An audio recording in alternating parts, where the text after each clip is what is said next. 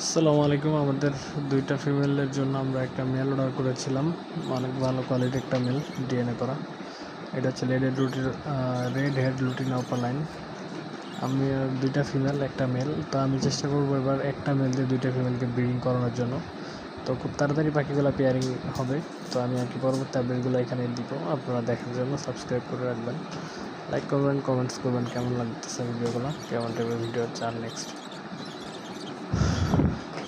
তো আশা থাকবেন, ধন্যবাদ।